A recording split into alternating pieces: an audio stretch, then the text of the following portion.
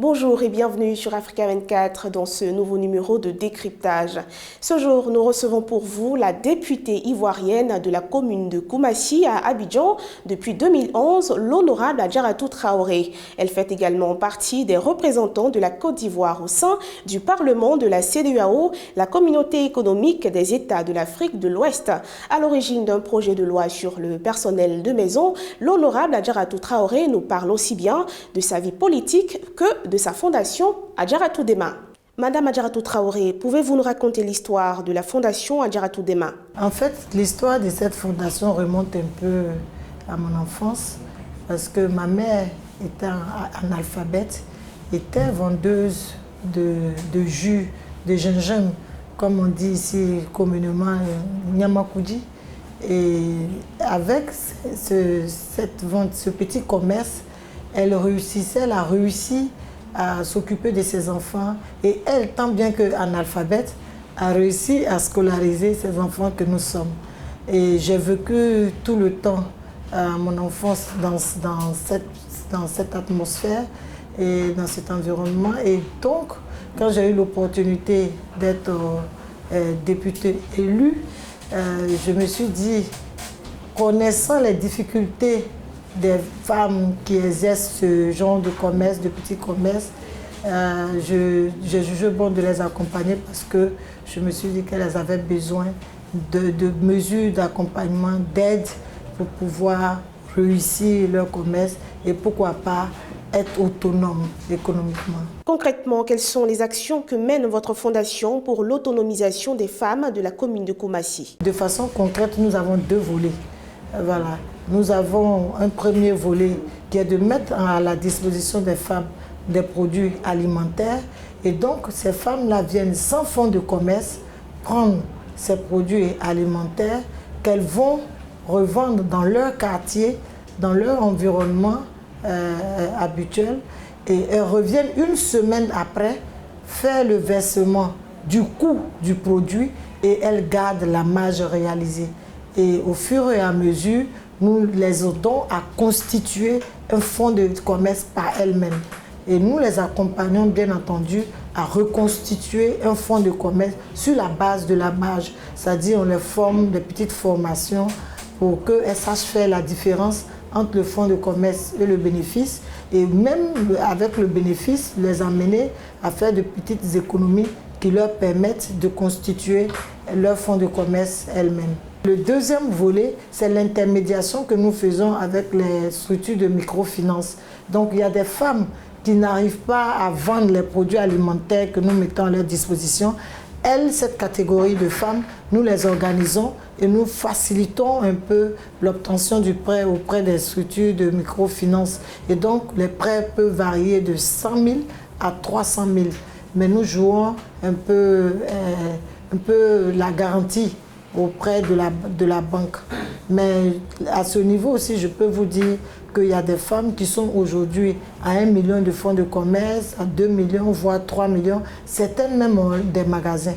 Donc, pour dire que les petites mesures d'accompagnement que nous mettons à la disposition des femmes, quand elles veulent, elles réussissent. Quel regard portez-vous sur la représentativité des femmes dans les assemblées élues avec la nouvelle loi qui vous donne un quota de 30%? Je salue l'opportunité que nous donne le président de la République, c'est-à-dire permettre aux femmes de pouvoir, même à ce taux, à ce quota de participation qui pour moi est un début et qui pourrait, pourquoi pas, aboutir à une parité comme au Sénégal, comme dans bien d'autres pays.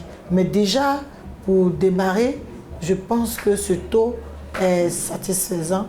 Et nous devons faire en sorte que les femmes puissent occuper pleinement déjà ce quota-là.